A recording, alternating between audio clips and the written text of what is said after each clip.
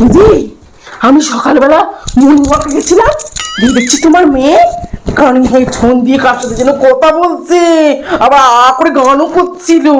তোমার মেয়ে প্রেম করছে দিদি। আরে না না, ও তো কানে হেডফোন দিয়ে গান চালিয়ে তারপরে এক্সারসাইজ করে।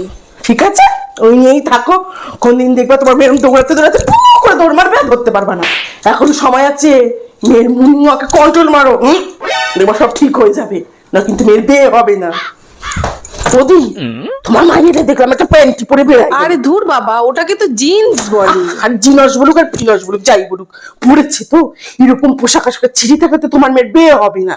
তোর মেয়েরে বলতে পারো না একটু চুড়িদার পরে একদম ঝেঁকে ঢুকে একদম এরকম করে বেড়াতে? হ্যাঁ, তোমার মেয়েরে বলো পোশাক আশাকে একটু কন্ট্রোল মারতে, ঠিক আছে? ওদি, শুনলাম তোমার মেয়েরে নাকি কলেজ যেতে দিচ্ছ। বাবা, কি দরকার কলেজ যেতে দেওয়ার? এই কলেজে গিয়ে যদি তোমার কোনো একটা সার্ভে পটাই নিয়ে আসে, তখন কি করবা তুমি বলো? কপাল চাপড়াইবা। এই সন্তান তো পড়ানোর কি দরকার বুঝি না তো বাপু। ভালো ভালো বলছি, তোমার মেয়ের পড়াশোনা একটু কন্ট্রোল মারো, না কিন্তু খুব সমস্যা হয়ে যাবে, বিয়ে হবে না মেয়ের। ওদি, একটা কথা বলি শোনো, বলা উচিত না তাও বলতেছি, কিছু মনে করো না।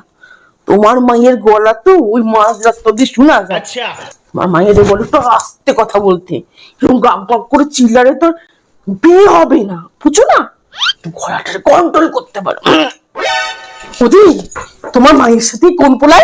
না না, তুমি যেটা ভাবছো তা না, এটা তো র্যাপিডো। ও বাবা, ওই লিপিটো লিপিটো করেই তোমার মেয়ে দেখবা কোনদিনে গাড়ির মধ্যে পু করে বেড়ায় যাবে, ধরতে পারবা না ট্রেনের মতো। ভালো কথা বলি, সময় থাকতে এখনো তোমার মেয়ের ওই লিপিটোতে কন্ট্রোল মারো, বুঝেছো না কিন্তু?